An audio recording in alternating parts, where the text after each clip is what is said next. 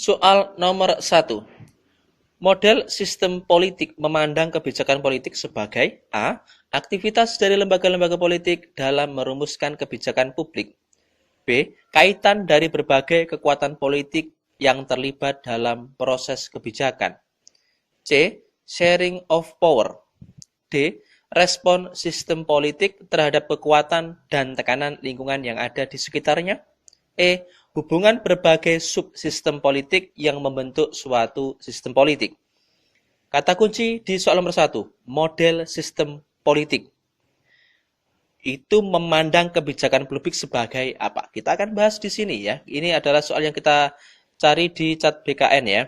Kita coba bahas salah satu model proses perumusan kebijakan adalah model sistem politik yang dipelopori oleh David Aston.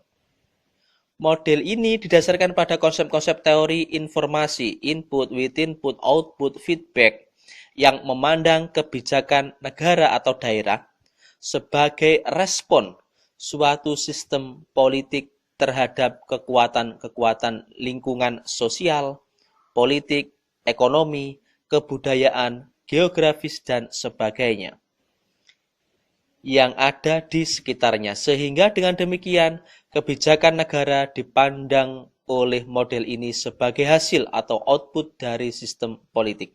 Kata kunci di pembahasan ini adalah sebagai respon suatu sistem politik terhadap kekuatan-kekuatan lingkungan. Seperti itu. Jawabannya pasti pilihan jawaban yang D. Kita masuk soal nomor 2. Perwakilan Kementerian Perdagangan di luar negeri disebut dengan titik-titik-titik. A. Kedutaan besar. B. Atase pertahanan. C. Konsulat jenderal. D. Atase perdagangan atau enuncio apostolik.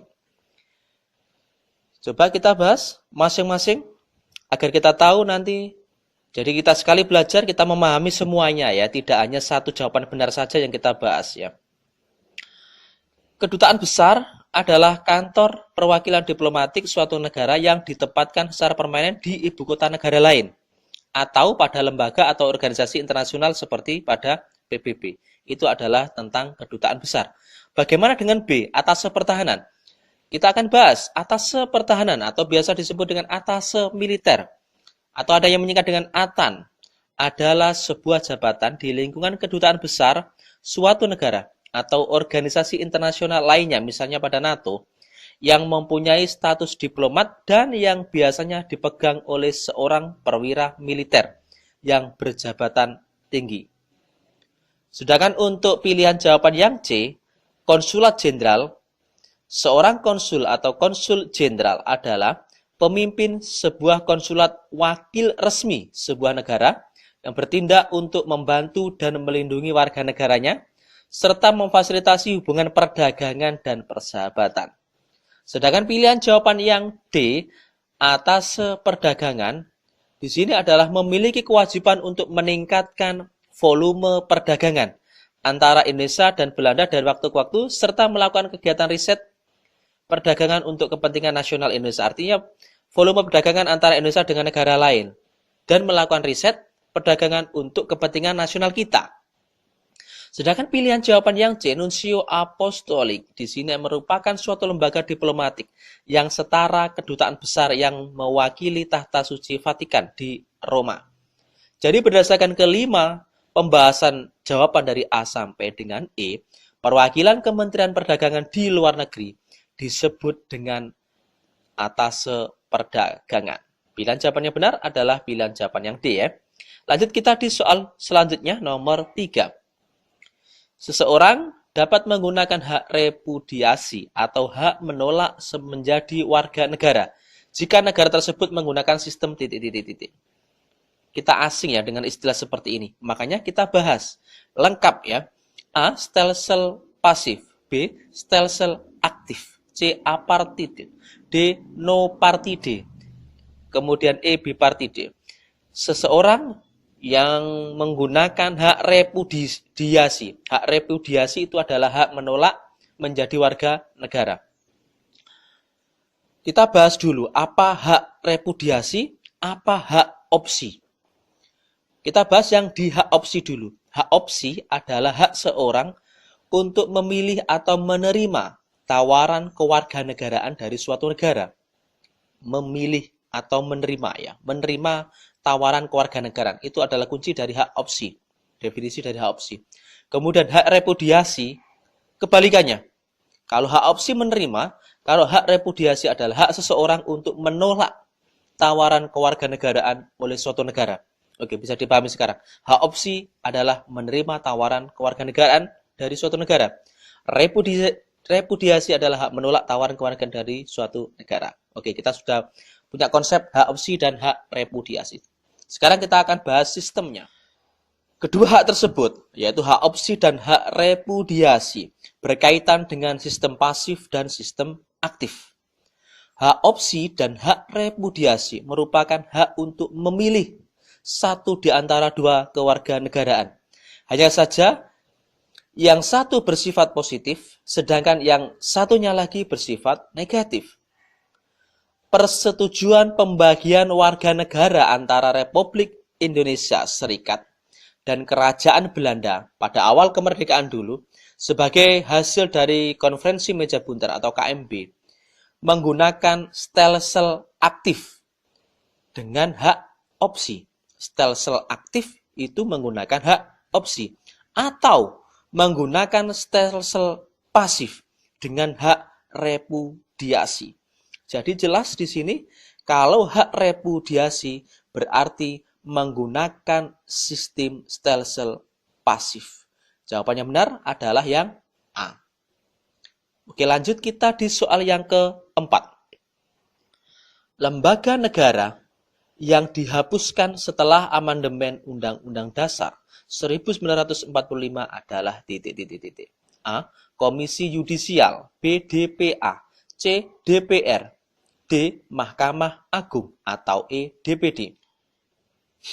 Lembaga negara yang dihapus setelah amandemen Undang-Undang Dasar 1945 adalah Dewan Pertimbangan Agung atau biasa disingkat dengan DPA.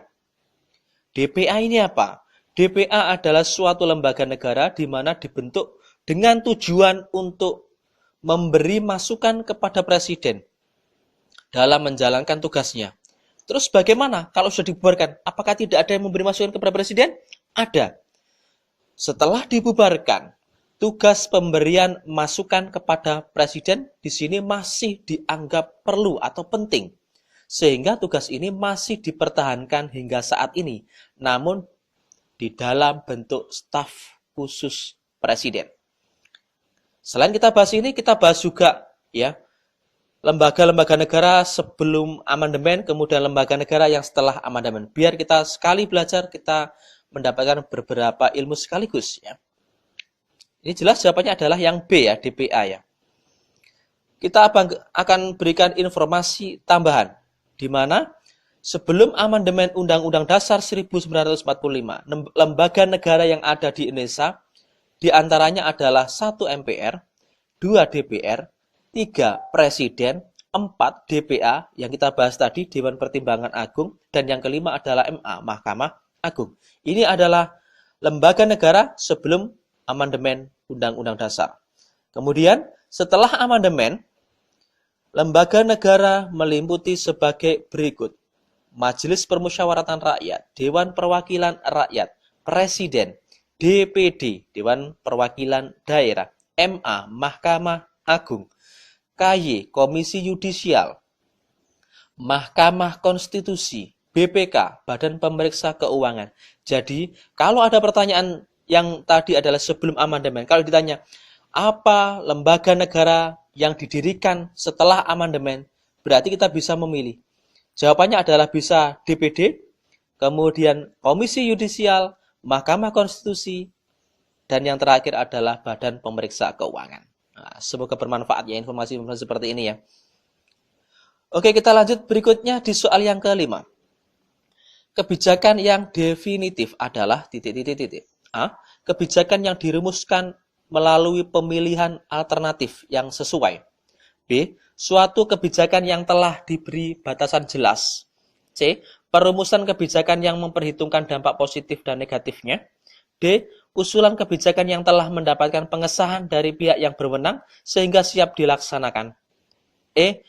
Merupakan usulan kebijakan yang telah diakomodir oleh partai politik. Kebijakan yang definitif.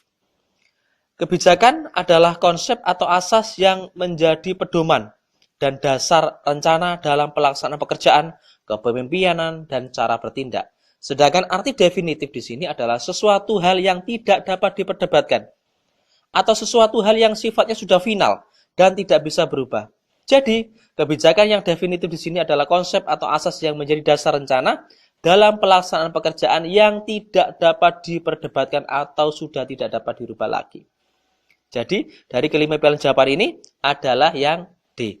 Karena usulan kebijakan yang telah menjadi pengesahan sudah mendapatkan pengesahan dari pihak yang berwenang sehingga siap dilaksanakan. Artinya sudah disahkan, berarti tidak bisa dirubah lagi. Oke. Lanjut kita di soal selanjutnya, soal nomor 6. Di soal nomor 6, berdasarkan Undang-Undang nomor 12 tahun 2011, kedudukan TAP MPR adalah titik-titik-titik. A. Di bawah undang-undang. B. Di atas Perda Kota. C. Di atas undang-undang. D. Di atas PP, kemudian E. Di bawah Perda Provinsi. Kedudukan TAP MPR ya. Pada pasal 7 ayat 1 Undang-Undang nomor 12 tahun 2011. Di sini urutan hierarkinya adalah 1 adalah Undang-Undang Dasar 1945, B. Ketetapan MPR atau TAP MPR tadi, 3. Undang-undang atau peraturan pemerintah pengganti undang-undang, 4. Peraturan pemerintah, 5. Peraturan presiden, kemudian 6. Peraturan daerah provinsi, 7. Peraturan daerah kabupaten.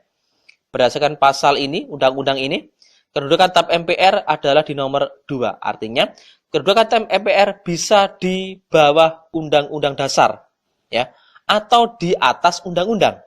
Seperti itu jawabannya. Tinggal kita lihat opsinya. Di sini yang di atas undang-undang adalah pilihan jawaban yang C. Jadi, kita akan berikan informasi lain mengenai ketetapan MPR di sini. Di dalam undang-undang sebelumnya, yaitu Undang-Undang nomor 10 tahun 2004 tentang pembentukan peraturan perundang-undangan. TAP MPR tidak dimasukkan ke dalam hierarki peraturan perundang-undangan. Oke, berdasarkan pada Undang-Undang nomor 10 tahun 2004. Sedangkan ada dengan Undang-Undang nomor 12 tahun 2011, di sini ada perubahan, yaitu tentang pembentukan peraturan perundang-undangan. Kembali memasukkan TAP MPR ke dalam hierarki peraturan perundang-undangan.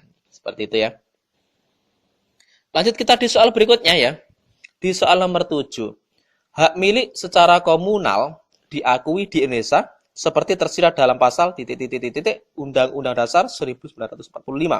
A30, B31, C32, D33 atau E34. Hak komunal kita akan jelaskan adalah hak milik bersama atas tanah suatu masyarakat hukum adat atau hak milik bersama atas tanah yang diberikan kepada masyarakat yang berada dalam kawasan tertentu. Kita hubungkan dengan pasal yang terdapat pada Undang-Undang Dasar 1945. Bahwasanya di situ ada pasal 33 khususnya pada ayat yang ketiga yang berbunyi bumi dan air dan kekayaan alam yang terkandung di dalamnya dikuasai oleh negara dan dipergunakan untuk sebesar-besar kemakmuran rakyat. Jadi jelas, hak milik secara komunal diakui di Indonesia seperti tersirat dalam pasal 33 Undang-Undang Dasar 1945.